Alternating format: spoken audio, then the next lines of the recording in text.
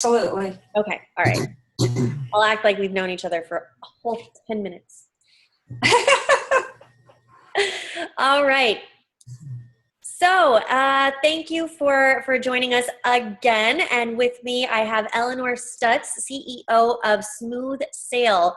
And she delivers inspirational keynotes at conferences and authored 3 books, the international best-selling book, Nice Girls Do Get the Sale, international best-selling book, Relationship Building That Gets Results, and her second best-selling book is Hired. Her third book, because there's 3. Stutz's third book, The Wish, a 360 business development process to fuel sales, provides a comprehensive plan for building a worldwide audience. So really, really cool and excited that she's here. Cred.com announced Stutz as a top 1% influencer. CEO World Magazine named her as one of the brightest sales minds to follow on Twitter. So if you haven't done that, you should probably do that. Her Twitter is @smoothsail. And she was featured on the cover of March 2015, Sales and Service Excellence eMag, and Now See It, BizHum, both named the Smooth Sail blog as one of the top 100 most innovative sales bloggers. Stutz consults and speaks worldwide. Elinore, thank you for being here. Well, thank you so much for having me, Alex. I really appreciate it. Of course. You get your bio and I don't even need to interview you. You're good. Oh, that's sweet. But absolutely. So I just wanted to, again, thank you for being here. The whole point of this forum really is for a bunch of startuppreneurs, solopreneurs, small businesses that have funding, or maybe they don't have funding yet, to really know what they're getting themselves into and to have the resources to build. So perfect audience for you, and I think you'll probably be able to give them some insight that they haven't seen yet before in our interviewees. So again, thank you. But my first question, because I know it's going to be deep, hard hitting, but this one's just very surface level. How did you know you were destined to be an entrepreneur? Well, after my experience in corporate, I knew never again. Actually, it was from a broken neck, if you can believe it. I was not supposed to survive it. But while I was on a stretcher, my family was told that I would be paralyzed best case, and we know what the other case was. 2 visions came to me, and one showed high life marks, but I needed to begin giving back to communities. And with all my energy, I promised to the great beyond I would do that. And then a second vision came, and I could tell I was destined to become a speaker. And that was something I had always wanted to do.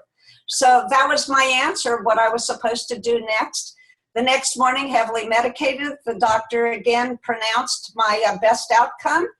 And I use sales skills to say, I fully expect to be well. And honest to goodness, the last thing I remember was the surgeon jumping backwards. And hours later, he said, "You're a walking miracle." So out of all of this, I know you didn't expect the story.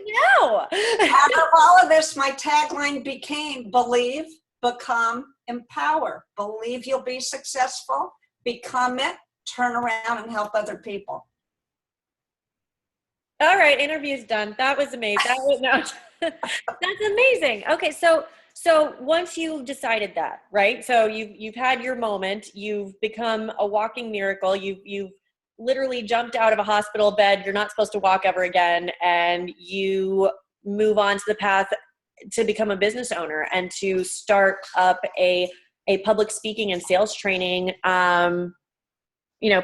How did that start, and what did that look like? It started very, very slowly.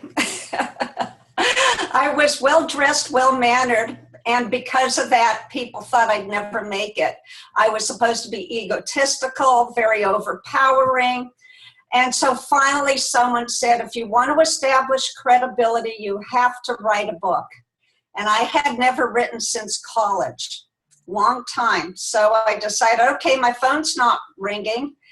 And I wrote every horrible story that happened to me in corporate from sales management that was all male. And I recorded all those stories and what I learned from those lessons, how I overcame them. and I submitted it to the first publisher. They said yes. I broke all statistics with this one. First book, first publisher, said yes. It was featured in Time, got on to CBS TV News, and it became an international bestseller. Wow. Because I was the only one honest enough to share all these heartbreaking stories and how I overcame them. Wow. Okay, so now did you write the whole book or did you outline and get a ghostwriter? Oh no, I wrote it myself. My it? theme is you have to be authentic, you have to share the real you, and that's what comes across with every interaction with me. I love it. Okay. So once you got the book out there, right? So you're on a slow path and you're climbing, then you get the book out, you essentially become an expert in the field overnight, even though you already were, but now people are paying attention, right? How long did it take you to hit your first financial success, really? Well, truthfully, it was this struggle for women. There's still a struggle now with equal pay, and that's my hot button. But still took a very long time for women to establish credibility in the field of sales, even though I was always top producer, brought in Fortune 100 and 500 companies, didn't matter. So I just kept going with my head down. I mean, it was a struggle for years. I was lucky for a long while. My husband was still employed, quite frankly. But fast forward to today, I'm finding a welcoming audience from men and women alike. It has completely changed, except for the equal pay. Everything else has changed for the better. Yeah, that nasty little 30 cents that we can't seem to. Yeah. So, all right. So it took you, what would you say, like maybe 3 years to really hit that stride where you wouldn't need that extra additional income? Yeah, it took a few years. Okay. Absolutely. Got it. It's definitely a roller coaster ride. Some years are better than others. Oh, and then the stock market fell very badly. Yeah. But my saving grace was the announcement of social media that really caught my interest. And I jumped right on. A marketing person who I admired started a group to teach the better communication strategies, and it matched my style of selling, which is to listen more than sell. And so it was a marriage made in heaven, so to speak. I hit out online, and that's how my business became known. So cool. So you're an early adopter as well. Yes. Very cool. Oh, absolutely. And I find that when I speak to a lot of entrepreneurs that have been there and done that and who have gotten to a specific level, they really are early adopters of the newest technology and the products out there in order to leverage the services that they provide. So yes, I always say that calculated risk taking is a requirement of entrepreneurship. Mm-hmm. I gotcha. People told me social media would never take off, it would kill my business. And of course the opposite happened. Sure. Yeah. So what do you feel is the best action step? Because I ask this of everybody, but what's the best action step that all of our viewers who are thinking and either, they're either starting a business or growing their business or they're rebranding, or what should they implement right now, Miss Early Adopter, to really grow? Well, I'm the type who sees the big vision far off into the future and works backwards. And I developed a laser goal setting system. Okay. So I say, think about your longest term vision, and it can be modified over time. Then work backwards for the projects and the milestones that need to be in place and the education that might be required. Then work further back and start setting out monthly and quarterly goals, but only set them, like 6 months at a time. And then every day and this is a sales strategy, have a running task list so you never forget and you're time efficient. Mm-hmm. And then every month have a meeting with yourself and have an honest heart-to-heart conversation about how it's all going and what needs to be tweaked. Got it. So, well, that actually leads right into the next question, which is most successful people and most successful entrepreneurs have some sort of a daily routine. Obviously, you're used to the sales where I came from a largely sales background myself, where I went into leadership and everything like that. So I get the call lists and the emails and the tasks, and these are your benchmarks, and this is what you hit every day. But what's your actual daily routine daily? Like, what do you do when you wake up? And I mean, do you read the paper? Do you do coffee first, or do you just hit it? Okay, that's a great question. When I wake up, I recall everything that needs to be get done, mentally. Quick focus on the high points. Then, yes, I go make breakfast, read the news, have coffee, and many times the news, there'll be something in there that triggers an idea for the day's blog. And I go capture that thought before I forget it. And then I go to the computer after I'm done and go through email, see the important ones that I have to take care of immediately, and the rest for later when I'm more relaxed. And I usually get to writing first because that takes keen concentration. Now, how many blogs do you write a day?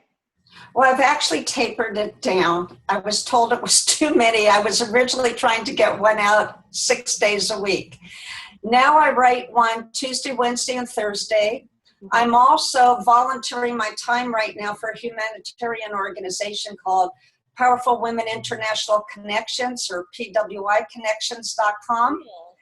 And on Friday, I feature the advice of the CEO of that organization. So it's Tuesday through Thursday, my words, sometimes a guest blog, and on Friday, the PWIC blog. Very cool. Very cool. So your routine is really just, going through the blogs, and then, your whole day comes at you based on a list or based on priorities or a task list? Priorities, and then because I do have a very nice following online, surprise requests will come along, like yours, to interview. And others or contribute. There's a new, I belong to an online sales group, and those requests from those members also are high priority. I take care of that first because we promote one another. So yes, your day's interrupted, but when unique opportunities come about, I pay attention to those first. Oh, yay, we're a unique opportunity. Yes, you are. Yay. Anyone who can help promote me, I cherish. I'll take it. Well, we'll promote you. So, what's the one thing, because you had a couple years there where you weren't making a whole lot of cash. I mean, it was down. So what's the one thing that'll prevent burnout from a startup? Because there's a lot of people that are going to be tuning into this that they're either going back and forth with whether this is a good idea or whether they're crazy, or if this is something that they should do, or maybe they should keep that 401k where it is. Yeah, if you can keep your 401k where it is, by all means, keep it there. That's the best strategy. I know. I liquidated mine when I started my company. So. Oh, I'm sorry. Well, you've done well.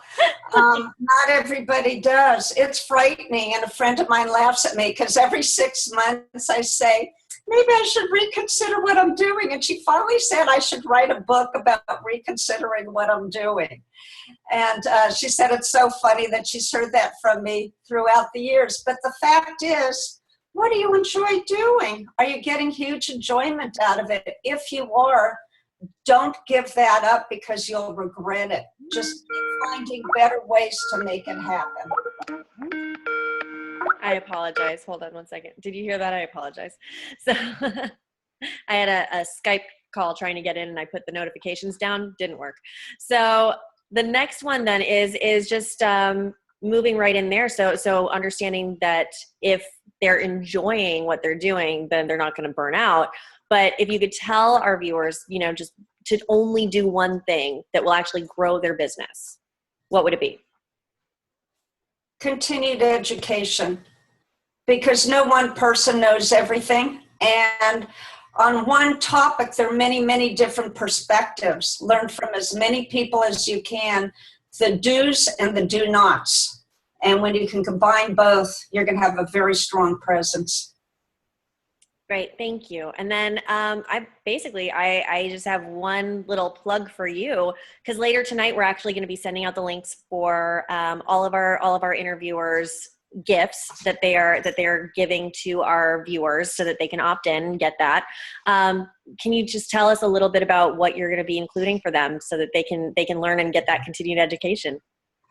Over time, I have recognized the best of how to sell or be an entrepreneur, and I've become philosophical about it. So I compiled 85 quotes in a PDF, and I will be very happy to send that. It's on 6 topics. I don't know, I can recall all of them: leadership, integrity, motivation, inspiration, sales, and I'm missing one.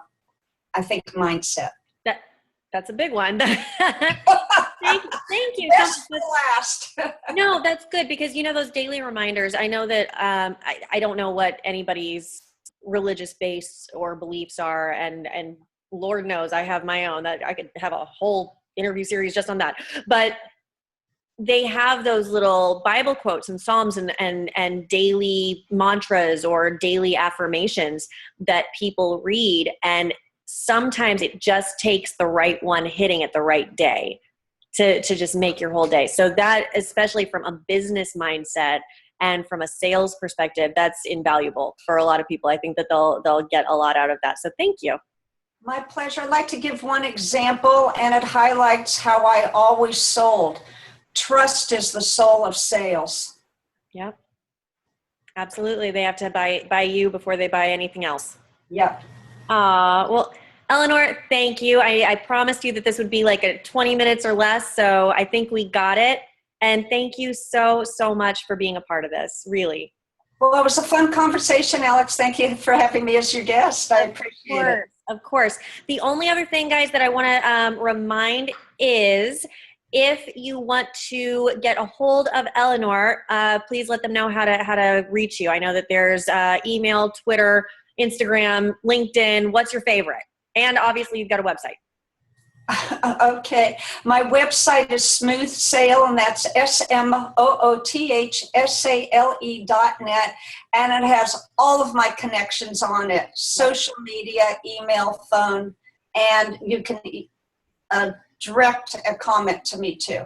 Perfect. All right. Thank you very much. And I will talk to you later. Thank you, Alex. Have a great day. Bye. Bye-bye.